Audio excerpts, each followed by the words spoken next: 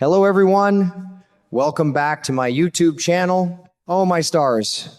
If you have been watching General Hospital as long as I have, you know that people can change. But what is happening with Willow Kane right now is enough to make your head spin.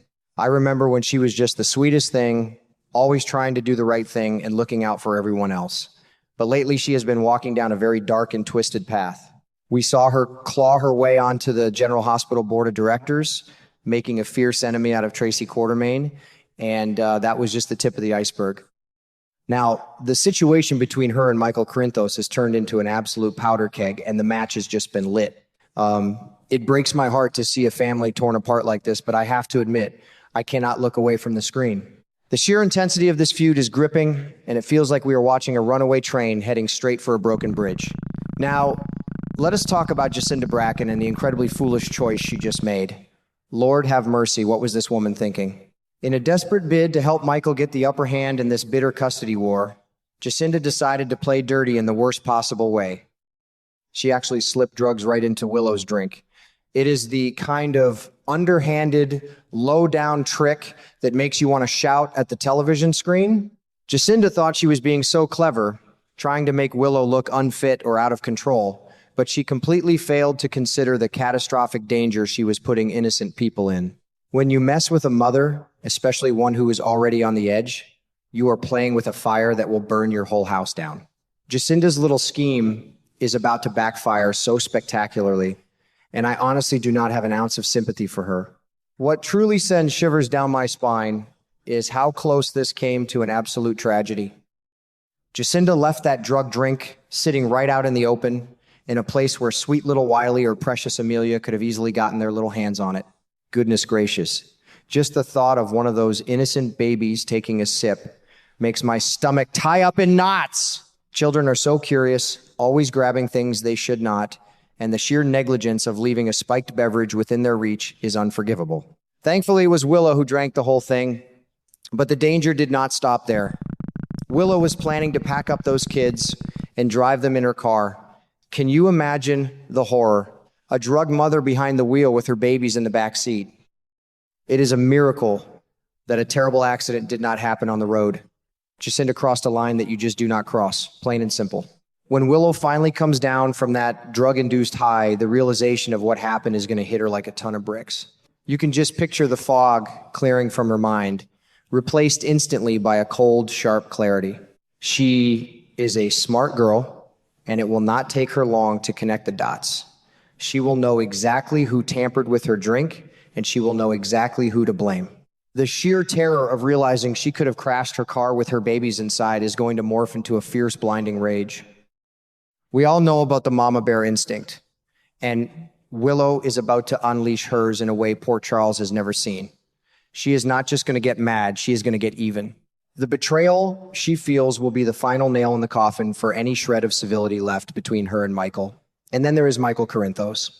Bless his heart, the boy has always had a bit of a blind spot when it comes to the women he lets into his life, but this is a whole new level of disaster. Michael is going to have to pay a very steep price for Jacinda's wicked plot. Even though he might not have poured the drug into the glass himself, he brought Jacinda into their lives and created this toxic environment. The rumors swirling around say that Michael is going to face a massive, heartbreaking loss because of all this. I firmly believe he will end up kicking Jacinda to the curb once he finds out what she did, because no father would tolerate someone endangering his children like that. But breaking up with Jacinda is not going to be enough to fix this mess. The damage is already done, and the shattered pieces of his family are scattered all over the floor. For Willow, Michael dumping his new girlfriend is merely a drop in the bucket. It will not satisfy her thirst for revenge, not by a long shot. She is going to use this horrific incident as the ultimate weapon in their custody battle. And honestly, who could blame a mother for wanting to protect her kids from a woman who drugs people? Willow is going to march right into that courtroom, or wherever this fight takes them, and demand sole, total custody of Wiley and Amelia. She is going to paint Michael as a negligent father who surrounds himself with dangerous, vile women. In her mind, she is the only one who can keep those children safe, and she will use every ounce of her newfound ruthlessness to make sure Michael never has a say in their lives again. It is a tragic turn of events, seeing two people who once loved each other, now fighting to completely destroy one another. To twist the knife even deeper, Willow is going to drop a massive bombshell on Michael. She is going to threaten to pack up the children and move them all the way to Washington, D.C. Now, that is a move that would completely upend everything. Moving to the capital would not only put hundreds of miles between Michael and his kids, but it would also serve Willow's growing political ambitions. We have seen her getting a taste for power lately, especially with her new seat on the hospital board. A fresh start in Washington could be exactly what she thinks she needs to build her career and leave the Corinthos drama in the dust. She wants to ensure that Michael and anyone associated with him have absolutely zero influence over her children. It is a bold, aggressive threat designed specifically to hit Michael where it hurts the most and leave him feeling utterly powerless. Now, between you and me, I do not believe for 1 second that Willow is actually going to pack her bags and leave Port Charles for good. This town is her home, and her roots are tangled up in too much unfinished business here. But she knows exactly how to play the game. She is using the threat of Washington as a bargaining chip, a way to poke the bear and drive Michael absolutely crazy. It is psychological warfare at its finest. She wants him to sweat, she wants him to lose sleep, and she wants him to realize that she holds all the cards. The tension between them is going to escalate into a full-blown, vicious war where threats are hurled like daggers from both sides. Michael is certainly not going to take this lying down, and his pushback is only going to make Willow dig her heels in deeper. It is going to be exhausting, emotional, and incredibly dramatic to witness. But here is the real kicker, the darkest shadow hanging over this entire ordeal. While Willow is playing the victim of Jacinda's drugging, and rightfully so, in that specific instance, she is hiding a monstrous secret of her own. We cannot forget that it was Willow who pulled the trigger and shot poor Drew Kane. My goodness, the hypocrisy of it all is just staggering. She committed a terrible violent crime, and she has been desperately hoping to pin the whole thing on Michael. She wants to see her ex-husband go down for a shooting she committed.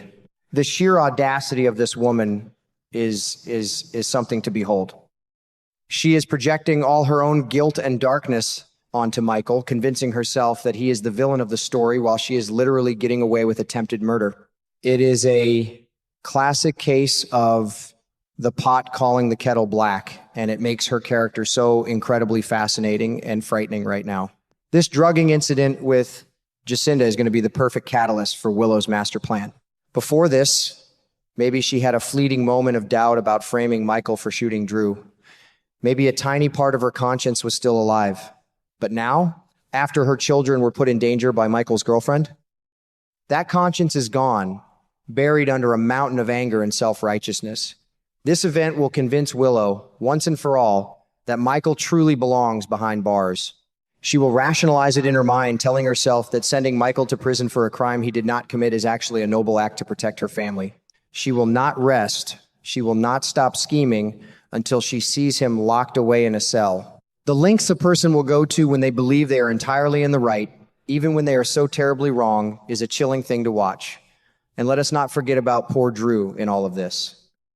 He is slowly recovering, fighting so hard to regain his mobility in his life, completely unaware of the deadly game being played around him. My heart just aches for him.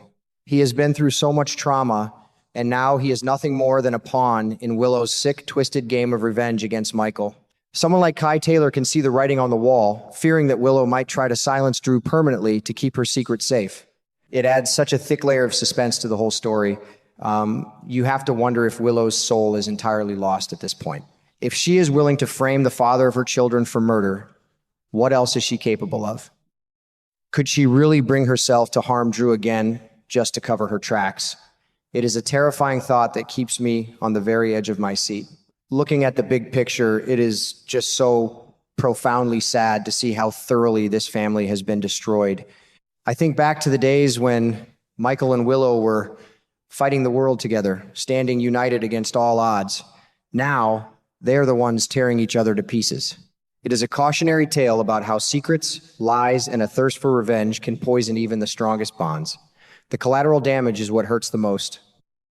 Little Wiley and Amelia are caught in the crossfire of this toxic war, and no matter who wins this custody battle, those children are going to lose. They are losing the peaceful, loving home they deserve. As viewers, we are strapped in for a bumpy, emotional ride.